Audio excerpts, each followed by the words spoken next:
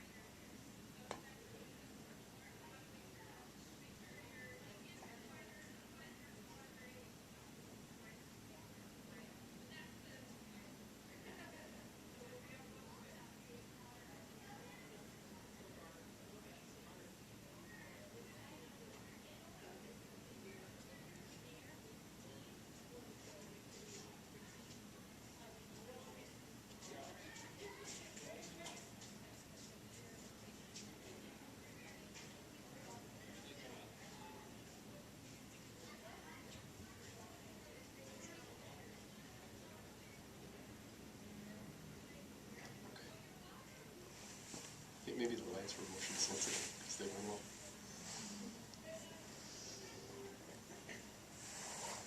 First reactions, do you have a preference for one or the other? Is one easier than the other? Is one more difficult?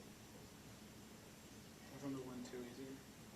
Which one? The 1-2. Is easier. Because you're focusing on something. You're trying to describe something that you're naturally doing. Right, right. I think that's typically the reaction.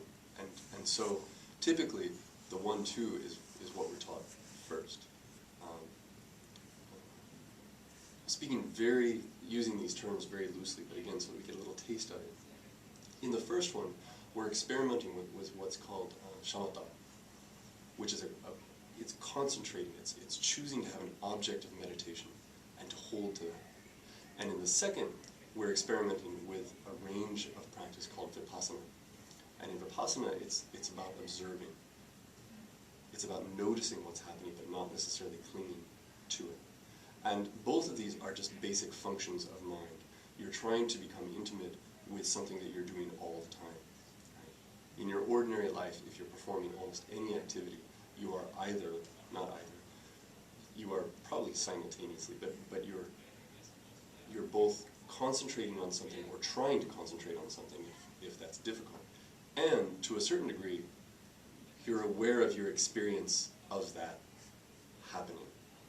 You're noticing, or it may be that you're trying to concentrate on the task at hand, but you're actually consistently distracted by something else, and then you're noticing that you're being distracted by that something else. So you're half of your mind is here, and half of your mind is observing this other part of your mind that's going over here. Right?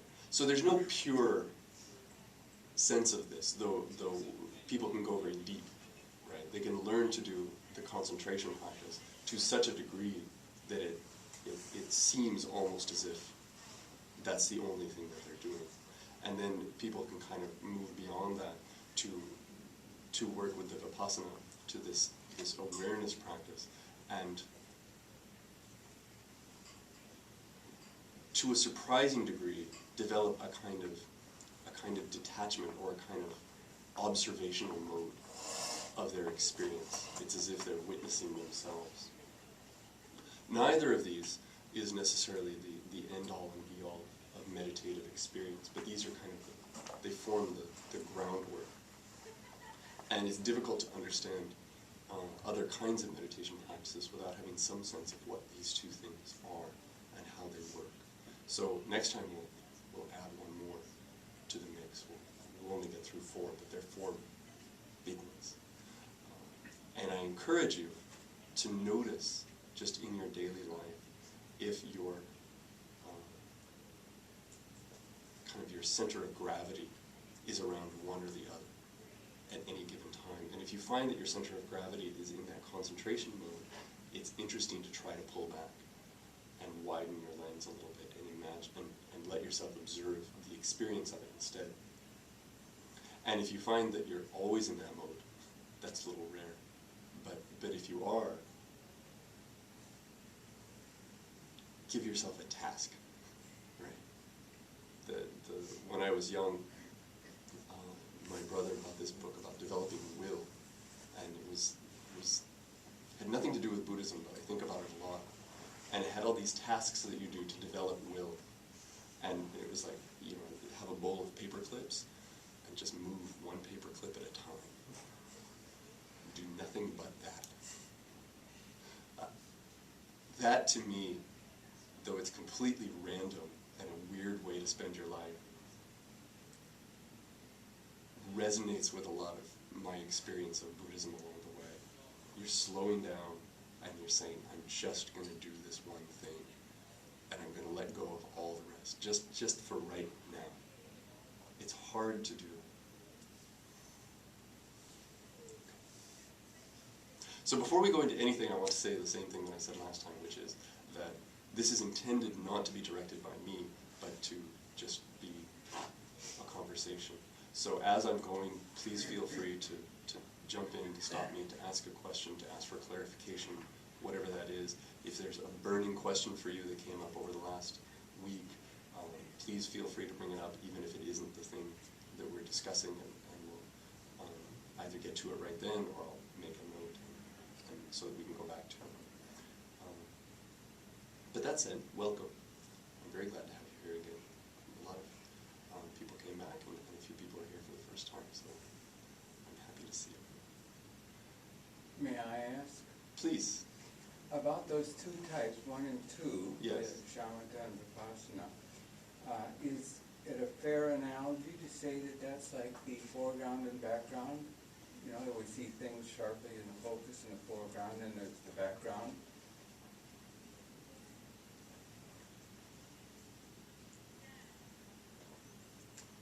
For me, that analogy doesn't quite work.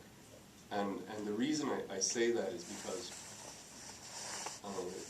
if we take that idea of foreground and background, then what we're doing in Vipassana to a certain degree is we're changing the focus on the lens, and we're seeing the thing that's in the background more clearly, in a way. We're bringing that into clear relief. But in the act of doing that, in a way, we bring it into the foreground. Well, I meant in as much as you said that they might be happening simultaneously. Well, In that case, right. we're moving the paper clips, but we're aware that we're in a room. Yes.